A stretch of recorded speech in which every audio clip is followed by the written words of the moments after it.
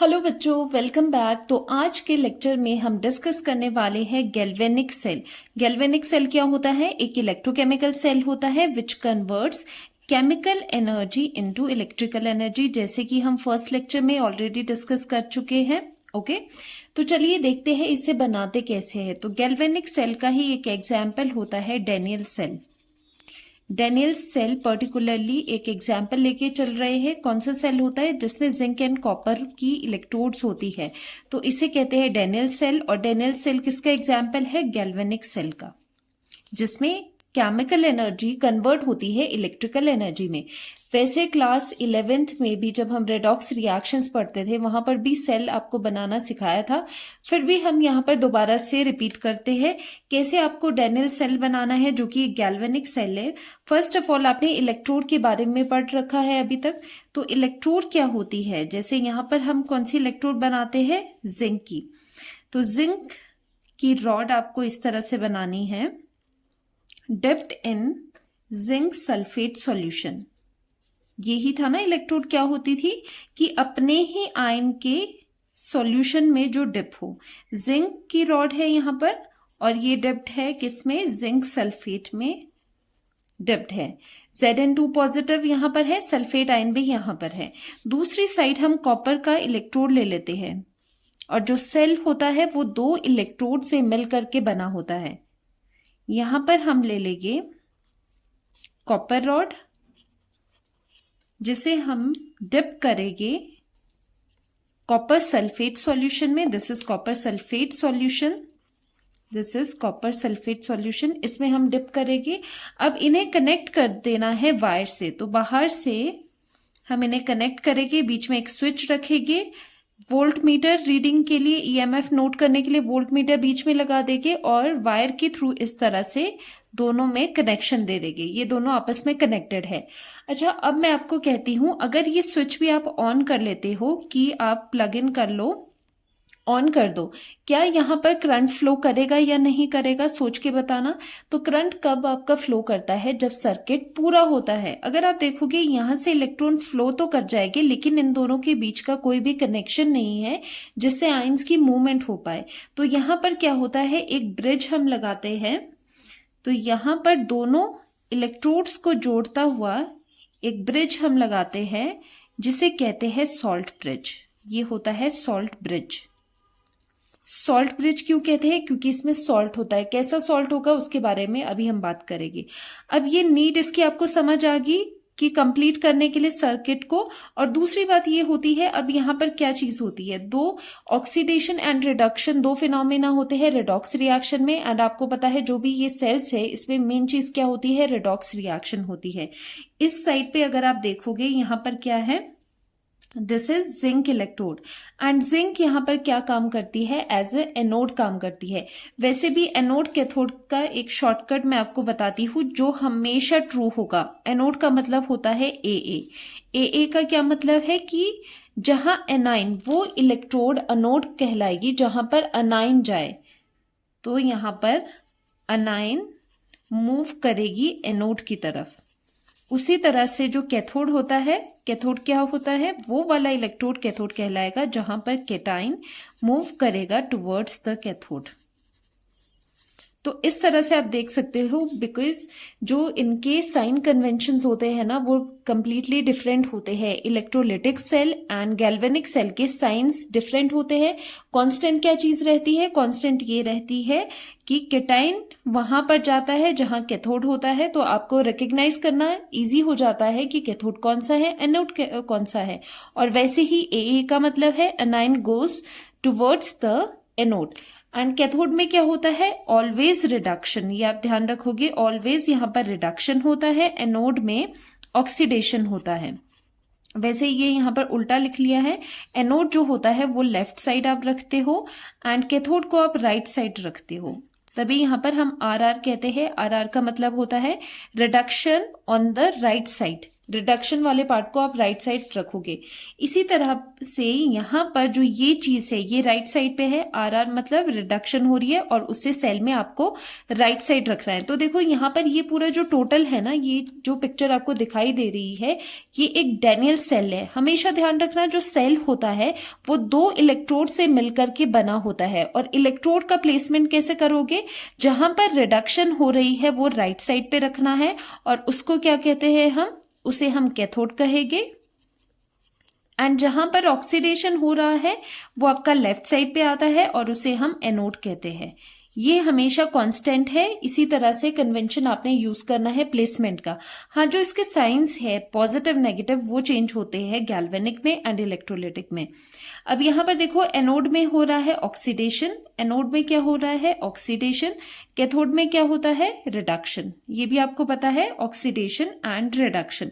अब जब यहाँ पर ऑक्सीडेशन होता है तो यहाँ पर ऑक्सीडेशन का मतलब है जिंक रॉड ऑक्सीडाइज होगी। ऑक्सीडेशन का मतलब है लॉस ऑफ इलेक्ट्रॉन्स। तो यहाँ पर एनोड वाली साइड में आप कौन सी रिएक्शन लिखोगे, एट एनोड। यहां पर हम रिएक्शन लिखते हैं एट एनोड। क्या होता है ऑक्सीडेशन हो रहा है। जब ऑक्सीडेशन होगा जिंक कन्वर्ट हो जाएगा 2 इलेक्ट्रॉन्स लूज करके Zn2 पॉजिटिव में, सॉल्यूशन में इसके आयंस चले जाएगी लाइक दिस।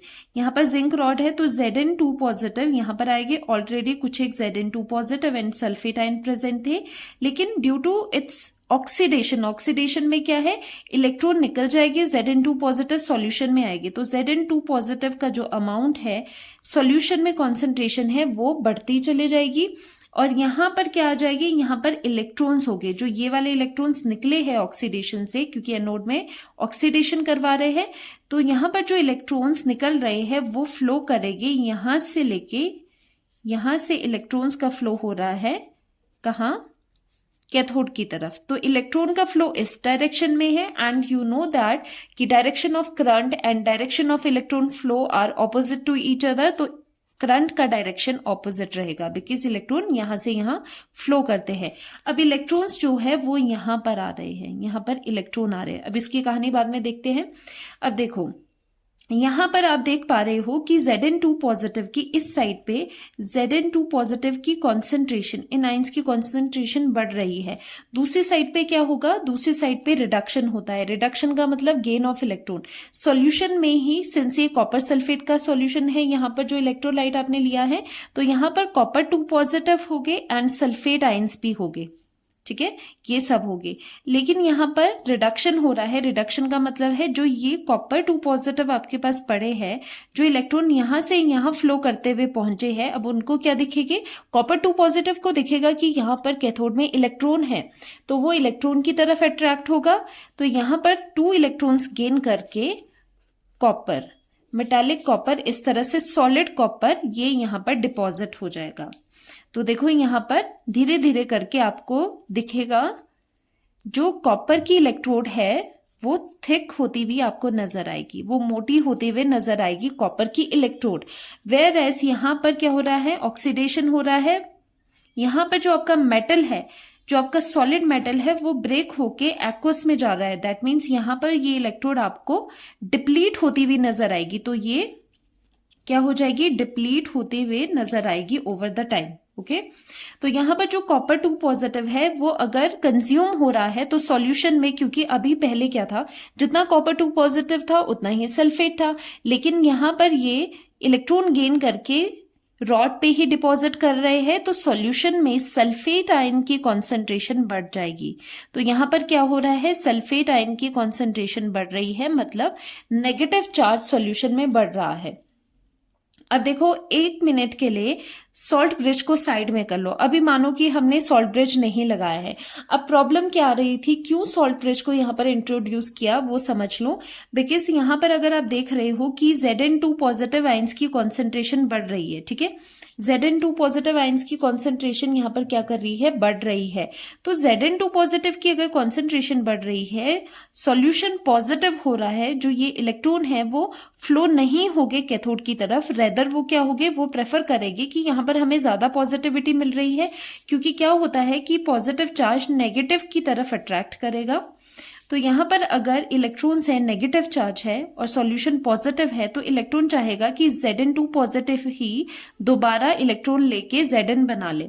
तो ये क्या होगा, इलेक्ट्रॉन का फ्लो नहीं होगा, तो यहाँ पर करंट भी फ्लो नहीं करेगा, तो यहाँ पर कोई करंट आपको देखने को नहीं मिलेगा, तो सेल आपका डेड हो जाएगा, वो वर्क ही नहीं करेगा, नहीं चलेगा।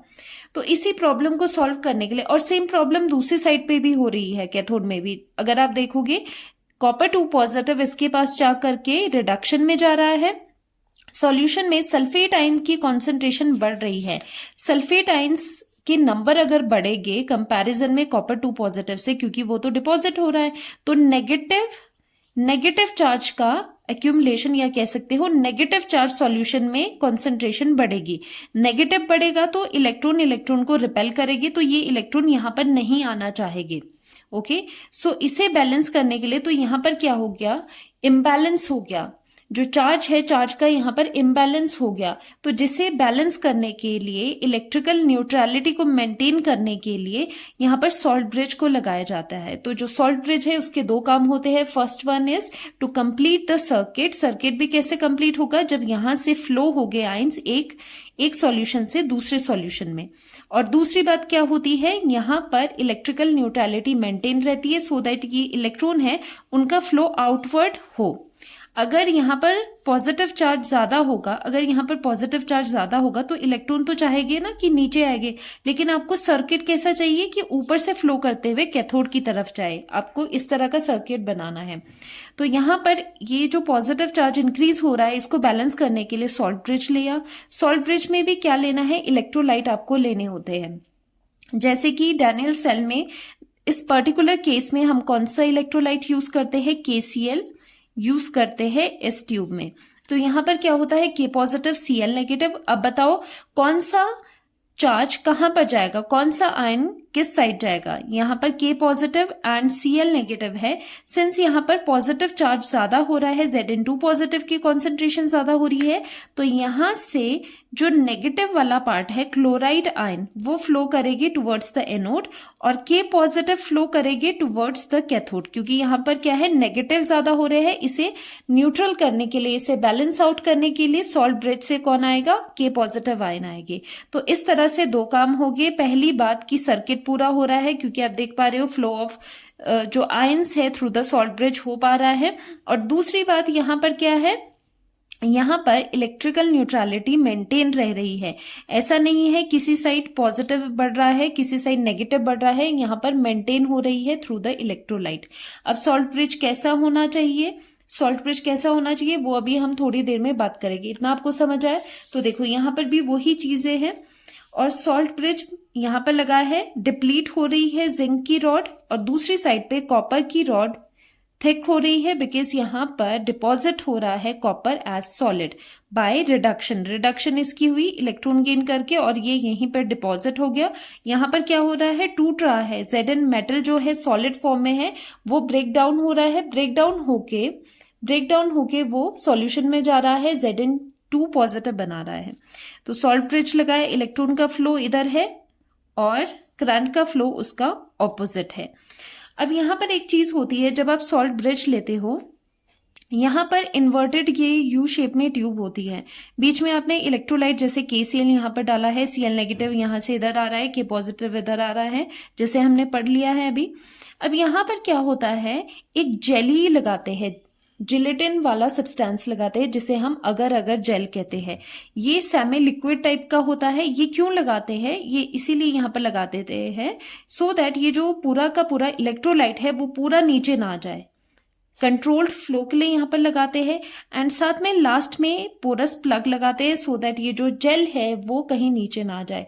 पहले हॉट करके इस जेल को इंसर्ट किया जाता है। आफ्टर कूलिंग ये जेल फॉर्म में जाता है। पहले लिक्विड होता है ये अगर, और आफ्टर कूलिंग ये जेल का फॉर्म ले लेता है, तो यहां से फॉल नहीं करेगा आपका इलेक्ट्रोलाइट। यहां पर कंट्रोल्ड फ्लो होगा, आयंस ही मूव कर पाएंगे आराम से। सो this is anode and this is cathode. अब क्या होता है, मैंने आपको बताया है कि दोनों ही जो इलेक्ट्रोलिटिक सेल है, जो आगे हम आने वाले लेक्चर्स में पढ़ेंगे, उसमें कैथोड एंड एनोड का जो साइन कन्वेंशन है दैट इज डिफरेंट, यहाँ पर कन्वेंशन डिफरेंट है। तो यहाँ नेगेटिव है। एक और बात, जब यहाँ पर इलेक्ट्रॉन्स एक्यूमुलेट हो गए थे तो ये जो पूरी रॉड है वो पूरी की पूरी नेगेटिव चार्ज एक्वायर करेगी, तो यहाँ पर एनोड पे नेगेटिव है। दूसरी साइड पे इलेक्ट्रॉन फ्लो करे लेकिन ये इलेक्ट्रॉन यूज्ड अप हो गए बाय द कॉपर 2 पॉजिटिव, तो पूरे जो आपका रॉड है उस पे आ जाता है पॉजिटिव चार्ज। तो आप कह सकते हो anode for the galvanic cell is negative and cathode positive. अब इसे लर्न कैसे करना है, उसके लिए एक ट्रिक होती है अलोन। ये ट्रिक सिर्फ और सिर्फ गैल्वेनिक सेल के लिए है, इलेक्ट्रोलिटिक सेल के लिए आप इसे यूज नहीं करोगे। तो क्या ट्रिक है ये? ए स्टैंड्स फॉर एनोड, एल का मतलब है place on the left side, O stands for oxidation कि यहां पर एनोड में ऑक्सीडेशन हो रहा है, N का मतलब है कि नेगेटिव है साइन इसका, E का मतलब है इलेक्ट्रोड। Very simple. तो गैल्वेनिक सेल में आप क्या लर्न करोगे? अलोन। अलोन मीन्स एनोड है, लेफ्ट हैंड साइड पे है, ऑक्सीडेशन हो रहा है, नेगेटिव चार्ज है एंड ये एक इलेक्ट्रोड है ऑब्वियसली। सो ये चीज है, और जो इलेक्ट्रोलिटिक सेल है उसमें ऑपोजिट होता है। दूसरी ट्रिक क्या बताई थी एनोड के लिए? एनोड के लिए लर्न करना है ए एंड कैथोड के लिए लर्न करना है सी। ये दोनों के लिए ये डेफिनेशन ऑलवेज, ये ऑलवेज ट्रू, चाहे आप इलेक्ट्रोलिटिक सेल देखो चाहे आप गैल्वेनिक सेल देखो, ये चीज हमेशा ट्रू रहेगी। तो एनोड क्या होता है? वेयर एनाइन गोस, वो वाली इलेक्ट्रोड जहां पर एनाइन जाता है। कैथोड क्या होता है? वेयर केटाइन गोस, जहां पर केटाइन जाते हैं। जैसे कि आप यहां पर भी देख रहे हो Cu2 पॉजिटिव एक केटाइन है, वो किसकी तरफ जा रहा है? वो इस इलेक्ट्रोड की तरफ जा रहा है, इसीलिए इसे कहा गया कैथोड। एनोड में क्या है? अनाइन इसकी तरफ जाएगी, जैसे Cl नेगेटिव यहां से फ्लो करता हुआ इसकी तरफ जा रहा है इलेक्ट्रोड की तरफ, तो ये क्या है? अनोड है। तो ये यूनिवर्सल है, ये दोनों के लिए ट्रू है, चाहे इलेक्ट्रोलिटिक है या गैल्वेनिक है, लेकिन ये वाला only for the galvanic cell है। तो साइन आपको समझ आ गई, गैल्वेनिक सेल में एनोड होता है नेगेटिव एंड कैथोड होता है पॉजिटिव। एट एनोड कैथोड ये सब चीजें आप समझ चुके हो। अब यहां पर सेल रिएक्शन हम बनाते हैं, सेल रिएक्शन बनाते हैं anode and cathode zinc and copper का है। अब एक बात आप सोचेंगे कि यहाँ पर हमने एनोड में जिंक को ही क्यों रखा है और कैथोड में हमने कॉपर को ही क्यों रखा है? तो इसका भी रीजन है, इसका रीजन होता है इनके रिडक्शन पोटेंशियल्स में।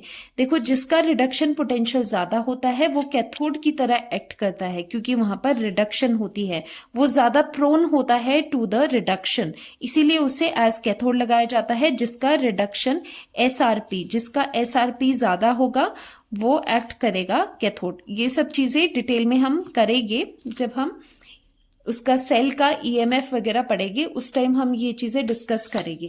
तो यहां पर सेल रिएक्शन जरा निकालते हैं। एनोड पे क्या हो रहा था? एनोड पे हो रहा था ऑक्सीडेशन। तो एक और चीज है, ये दोनों जो चीजें हैं सेल में, सेल बनता है 2 हाफ सेल से। तो ये एक हाफ सेल है, this is the first half cell, या फिर इसे कहते हैं एनोड हाफ सेल या फिर ऑक्सीडेशन हाफ सेल, एंड दूसरी इलेक्ट्रोड को हम कहते हैं रिडक्शन हाफ सेल या फिर कैथोड हाफ सेल। तो इन्हें हाफ सेल कहा जाता है या फिर इन्हें रेडॉक्स कपल भी कहा जाता है। तो 2 इलेक्ट्रोड से मिलकर के एक सेल बनता है, हर एक इलेक्ट्रोड को हम हाफ सेल करके बोलते हैं। तो हाफ सेल की रिएक्शंस भी लिखते हैं। एनोड पे ऑक्सीडेशन हो रहा है, सो यहां पर एट एनोड हाफ सेल कौन सी रिएक्शन हो रही है? रिएक्शन इज जिंक टूट करके Zn2 पॉजिटिव में जा रहा है। सो जिंक यहां पर टूट करके Zn2 पॉजिटिव में एक्वस में जा रहा है, +2 इलेक्ट्रॉन्स यहां पर जा रहे हैं, ठीक है। So this is solid. And at cathode half cell में क्या हो रहा है? रिएक्शन कौन सी होगी? कॉपर 2 पॉजिटिव सॉल्यूशन में से जो आयंस है वो गेन कर रहे हैं इलेक्ट्रॉन और डिपॉजिट हो रहे हैं as copper solid on the electrode. तो ये 2 रिएक्शंस हो रही है। अब ये तो अपनी अपनी रिएक्शन है हाफ सेल्स की, लेकिन पूरे सेल की रिएक्शन कैसे आप लिखोगे? सेल रिएक्शन यहां पर हम लिखेंगे, या फिर आप कह सकते हो नेट रिएक्शन। नेट रिएक्शन क्या करना है, दोनों रिएक्शंस को, ये वाली रिएक्शन एंड ये वाली रिएक्शन को, दोनों को आपको प्लस करना है। तो इसे ऐड कर देंगे यहां पर। Zinc gives 2 Zn2 positive plus 2 electrons, तो ये कौन सी है, ऑक्सीडेशन हाफ वाली है। एंड रिडक्शन हाफ में क्या था, copper 2 positive plus 2 electrons gives 2 copper. ये थी रिडक्शन हाफ। Reduction half. अब इन दोनों को ऐड करना है। जब इन दोनों को आप ऐड करोगे तो 2 से 2 कैंसिल हो जाएगी, ऑपोजिट साइड पे इक्वल क्वांटिटीज है। तो जिंक सॉलिड फॉर्म में प्लस कॉपर 2 पॉजिटिव सॉल्यूशन में है, एक्वा सॉल्यूशन में, गिव्स 2 कॉपर सॉलिड फॉर्म में है plus Zn2 positive aqueous form में। This is the cell reaction, net cell reaction. This is the cell reaction. Finally cell का जो reaction होगा वो ये होगा। इसमें भी आप देख पा रहे हो 0 से +2 स्टेट में जा रहा है, तो पता लगा सकते हो जिंक का ऑक्सीडेशन हुआ होगा। तो ऑक्सीडेशन है तो जिंक एक्ट करेगा एनोड, और यहां पर 2 पॉजिटिव से 0 जा रहा है, दैट मीन्स रिडक्शन, तो ये एक्ट करेगा एज कैथोड। तो इस रिएक्शन को भी, तो आप सेल रिएक्शन को देखकर भी पूरा सेल कंस्ट्रक्ट करते हो, क्योंकि सेल कंस्ट्रक्ट करने के लिए सिर्फ 2 चीजों की जरूरत है, एनोड एंड कैथोड। वो यहां से आ जाएगी, जिसका ऑक्सीडेशन वो एज एनोड और जिसका रिडक्शन वो एज कैथोड एक्ट करेगा।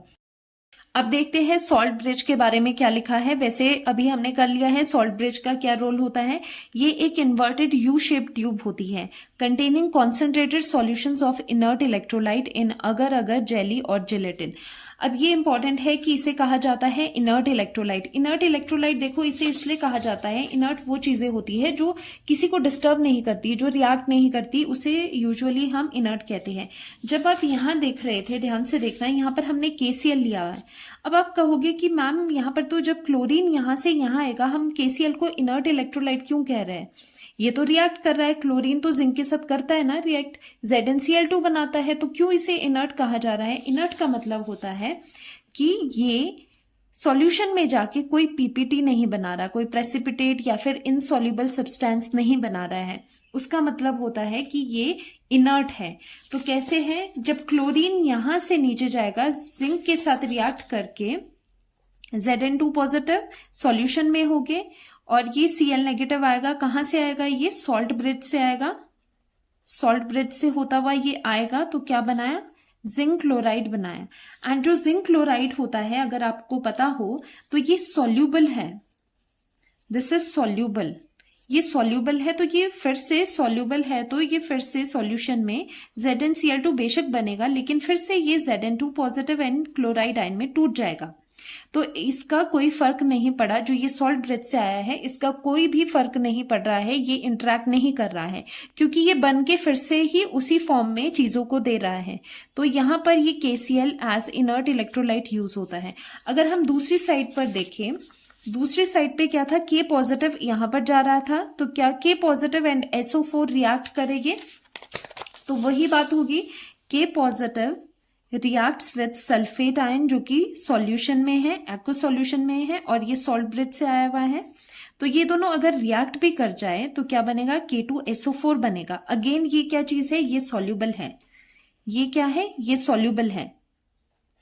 सॉल्यूबल है, दोबारा से ये अपने आयंस में K positive and SO4 2 negative, in ions में ये टूट जाएगा। तो यहां पर इसका कोई भी इससे फर्क नहीं पड़ रहा है, क्योंकि KCl में जो K positive and Cl negative है रिएक्ट करके सॉल्यूबल सब्सटेंसेस बना रहे हैं। लेकिन सेम चीज अगर इलेक्ट्रोड दूसरी होती है, यहां पर तो कॉपर एंड जिंक इलेक्ट्रोड है, अगर यहां पर आपकी सिल्वर इलेक्ट्रोड होती, सिल्वर इलेक्ट्रोड के लिए क्या आप KCl को सॉल्ट ब्रिज में लेते?